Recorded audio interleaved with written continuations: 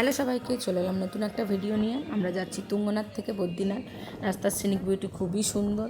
আমরা একটা শেয়ারিং কার পেয়েছিলাম, শেয়ারিং কারে করে যাচ্ছিলাম। যেটার মধ্যে দিয়ে আমরা যাচ্ছি এটা মেনলি একটা স্যাংচুয়ারিটি, তাই আমরা মাঝে মধ্যে কিছু পাখি, হরিণ এই সমস্তও দেখতে পেয়েছিলাম। রাস্তার মধ্যে একবার ব্রেকফাস্ট করতেও দাঁড়িয়েছিলাম, আর একবার গাড়ি একটু খারাপ হয়ে গেছিলো, সেই জন্যও দাঁড়িয়েছিলাম।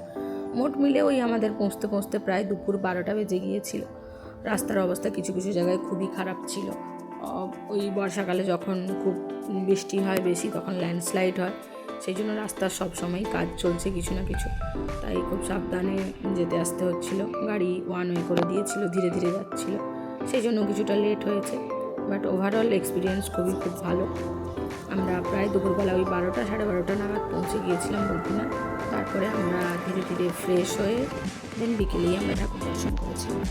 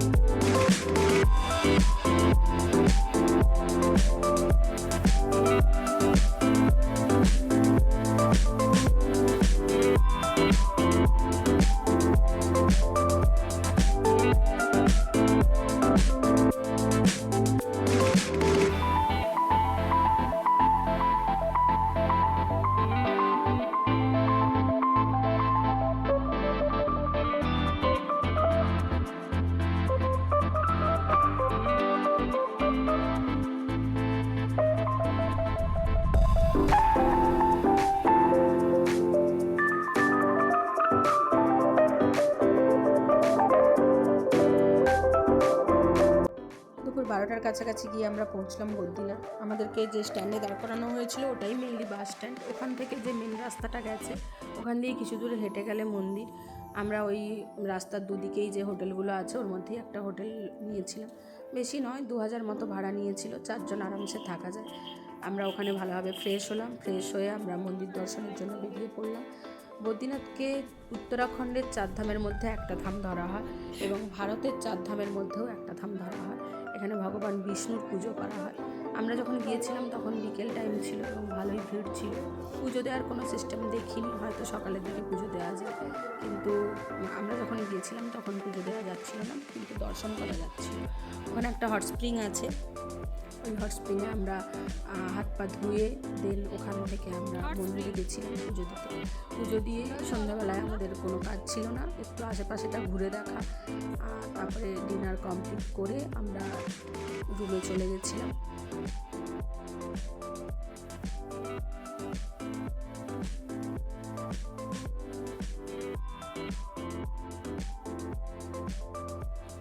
সন্ধ্যেবেলা সন্ধ্যে আরতির পরে মন্দিরে লাইটিং হয়, বিভিন্ন কালার চেঞ্জ হয়।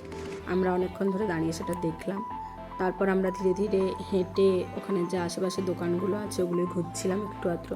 তারপরে 8টা বাজতে আমরা ডিনার কমপ্লিট করে আমরা রুমে চলে যাই।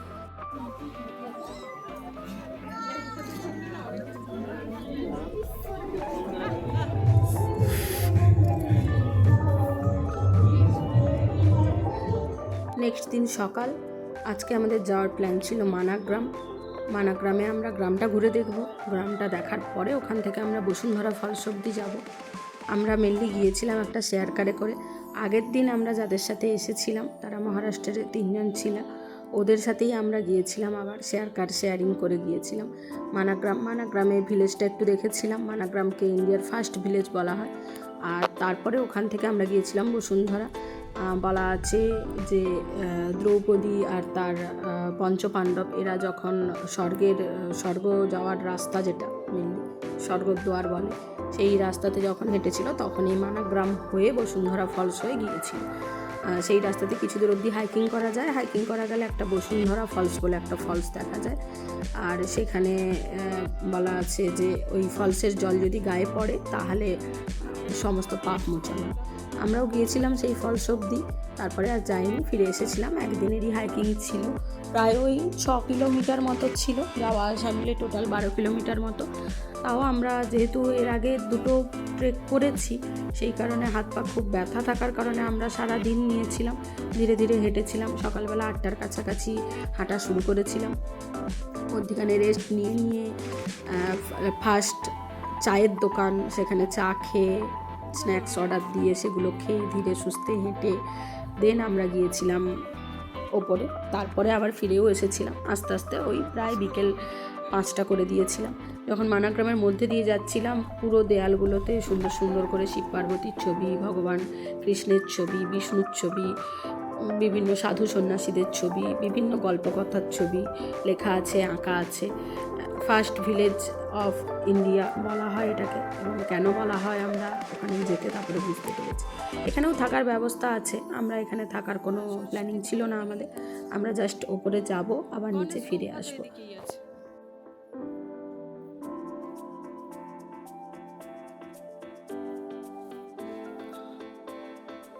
ফার্স্ট আমাদের রাস্তায় যা পড়লো সেটা হচ্ছে সরস্বতী মন্দির আর সরস্বতী নদী। সরস্বতী মন্দির, ভগবান সরস্বতীর একটা মন্দির আছে যেখানে ব্রহ্মাদেব আছেন, এবং সরস্বতী নদীকে বলা হয় যে নদী এখান থেকেই শুরু হয়েছে, এখানেই শেষ হয়ে গিয়েছে, নদীটা কোথাও প্রবাহিত হয়ে যায়নি, এখানেই ওপর থেকে পাহাড় থেকে পড়েছে নদীটা, তারপরে ওখানেই ওই ব্রিজটা ক্রস করেই নদীটা শেষ হয়ে গেছে। এর একটি গল্প আছে, এর কিছুটা উপরে একটা গণেশ গুম্ফা বলে একটা জায়গা আছে, সেখানে গণেশ ঠাকুর বসে মহাভারত লিখছিলেন। তখন নদীতে এত পরিমাণে স্রোতের কারণে এত পরিমাণে শব্দ হচ্ছিল, গণেশ ঠাকুর বলেছিলেন চুপ থাকতে, কিন্তু সেটা না থাকার কারণে অভিশাপ দিয়ে নদীটাকে ফিনিশ করে দেওয়া হয়েছে এখানে, যে তোমার এত অহংকার, তুমি এখানেই শেষ হয়ে যাবে, বেশি দূর যেতেই পারবে না। এটা নদী, এটা নদীর গল্প। আমরা নদী দেখলাম, সরস্বতী মন্দির দেখলাম, দেখে আমরা কিছু দূর হেঁটে আসতেই একটা ইন্ডিয়ান ফার্স্ট চায়ের দোকান বলা হলো এই জায়গাটাতে আমরা চাটা খেলাম। খাওয়ার পরে এবার আমাদের হাইকিং স্টার্ট হলো। স্টার্টিংয়ে খুব ভালোই লাগছিল, রাস্তা বাঁধানো ছিল, এটা সব থেকে বড় কথা, খুব সুন্দর রাস্তা ছিল, সেরকম ওয়েদারও ভালো ছিল, ঠান্ডা, খুব বাতাস দিচ্ছিল, কিন্তু সূর্য ছিল, সেই কারণে চারদিকটা খুব সুন্দর দেখাচ্ছিল। আমাদের ধীরে ধীরে হাইকিং ছিল, আমরা ধীরে ধীরেই উঠছিলাম, হাঁটছিলাম, কোনো অসুবিধা হয়নি, মধ্যখানে রেস্ট নিচ্ছিলাম। অনেকেই যাচ্ছিল, প্রচুর যে লোকজনের ভিড় সেরকম নয়, কিন্তু অনেকেই যাচ্ছিল। তারপর আমরা প্রায় দুপুর 12টার কাছাকাছি একটা জায়গায় বসে রেস্ট নিচ্ছিলাম, 12টা তখন বাজে, বসে রেস্ট নিচ্ছিলাম।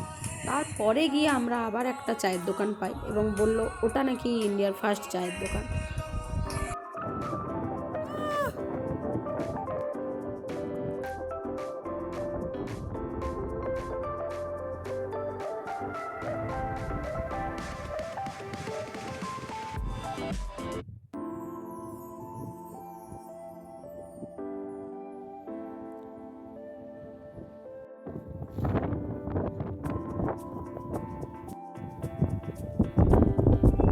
কয়েকটা ল্যান্ডস্লাইড পেরোনোর পর সবশেষে আমরা দেখতে পেলাম বসুন্ধরা ফলসকে, অনেকটা দূরে যদিও, আমাদেরকে আরও কিছুটা হেঁটে যেতে হবে।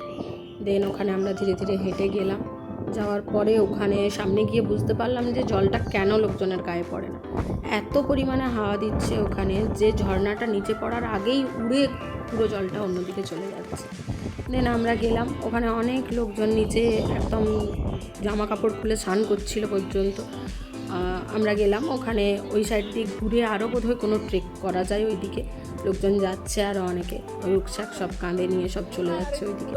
আমাদের এতটা অবধি ছিল, আমরা এখানেই দাঁড়ালাম, দাঁড়িয়ে ওখানে জল পড়ার জন্য ওয়েট করলাম গায়ের মধ্যে। তারপরে বাতাস, যেহেতু এলোমেলো বাতাস দিচ্ছিলো, সেহেতু গায়ের মধ্যে এসে জলও পড়েছিল অনেক, প্রায় ভিজে যাওয়ার মতোই। তারপরে আমরা ওখানে অনেকক্ষণ সময় কাটালাম। এরকম সুন্দর জায়গা তো আমরা খুব একটা বেশি দেখতে পাই না, বা সবসময় যেতেও পারি না, সেই জন্য যেটুকু মুহূর্ত কাটিয়েছি খুব ভালোভাবে কাটানোর চেষ্টা করেছি। দেন আমরা ফিরে আসার জন্য হাঁটা স্টার্ট করলাম, সন্ধে হয়ে যাবে, সন্ধে হলে এই সব রাস্তাতে হাঁটা যাবে না কোনো মতেই, সেই জন্য আমরা আবার প্রায় ওই দুপুর 2টো নাগাদ আবার হাঁটা শুরু করেছিলাম। দেন আমরা হেঁটে হেঁটে আবার নিচে এসেছিলাম, ওই লাস্ট যে চায়ের দোকান দেখেছিলাম ওটাতে তো খাইনি চা তখন, কারণ আমরা নিচ থেকে চা খেয়ে এসেছিলাম। যাওয়ার সময় ভাবলাম খাবো, কিন্তু সে আর হলো না, চায়ের দোকান বন্ধ করে দিয়েছে। দেন আমরা ধীরে ধীরে নিচে হেঁটে এসেছি। নিচে হেঁটে এসে আমাদের কিছু কিছু জায়গা দেখার বাকি ছিল, সেগুলো দেখবো বলে তাড়াতাড়ি করেই নিচে এসেছিলাম। আমরা নিচে নেমে এলাম, তারপর আমাদের কিছু কিছু জিনিস দেখার বাকি ছিল, সেগুলো দেখলাম। যেরকম গণেশ গুম্ফা, যেখানে গণেশ বসে মহাভারত লিখেছিল, আর গণেশ মন্দির ছিল, ওখানে কিছু একটা অনুষ্ঠান হচ্ছিল, লোকাল লোকজন সমস্ত সেজেগুজে ঘুরছিল। সব কিছু দেখলাম, দেখে তারপর আমরা রাত্রিবেলা বাড়ি চলে গেলাম, ডিনার করলাম। ডিনার করে যে যার হোটেলে ফিরে গেলাম। খুব সুন্দর একটা হাইকিং ছিল আজকে, খুব ভালোভাবে ঘোরা হলো।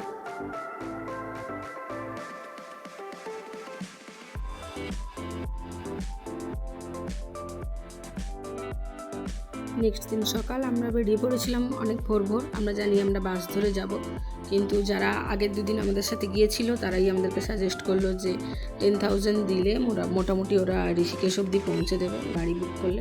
আমরা ভাবলাম যে হ্যাঁ, যাওয়াটাই বেশি বেটার হবে, তাহলে রাস্তার মাঝখানে ধারী দেবী যে মন্দির আছে তাকে দর্শন করা যাবে। সাধারণত কেদারনাথ, বদ্রীনাথ, চারধাম, গঙ্গোত্রী, যমুনোত্রী দর্শন করতে গেলে ধারী দেবী মায়ের দর্শন করতে হয়, সেই কারণে আমরা সেটাই নিলাম। সন্ধ্যাবেলা আমরা ঋষিকেশে সন্ধ্যা আরতি দেখতে বেরোলাম, তারপরে রাত্রিবেলা ডিনার করে বাড়ি ফিরে গেছিলাম।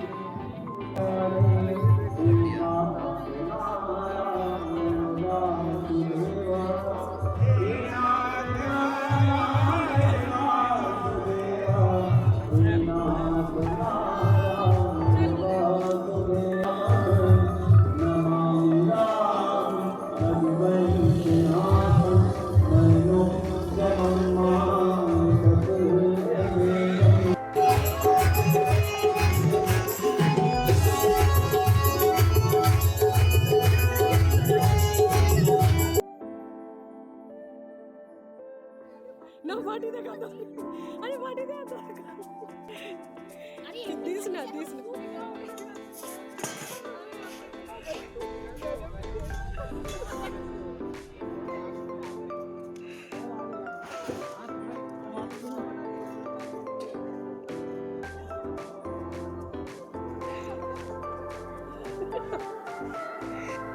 हम लोग जाओ।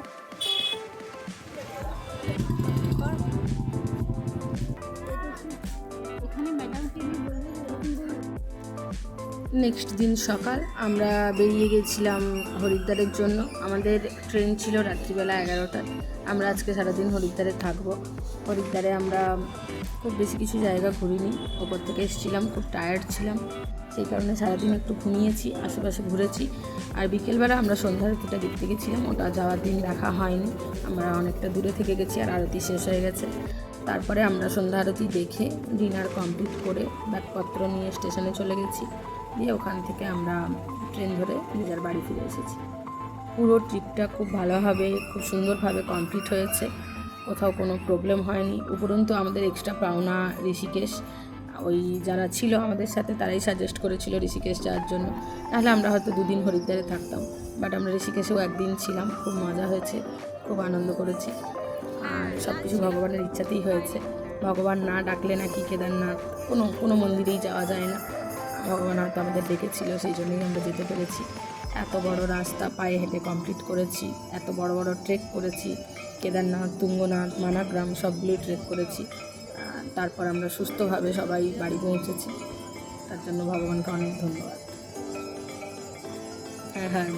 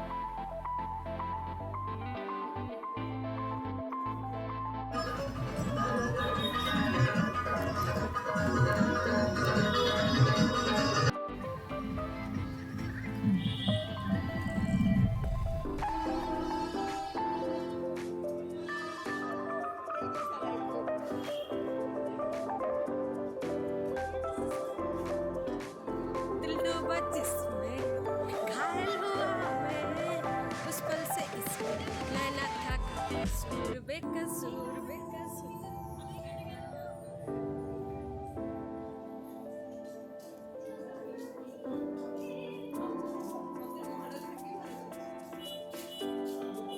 ভালোর আগে থেকেও ভালো করছে।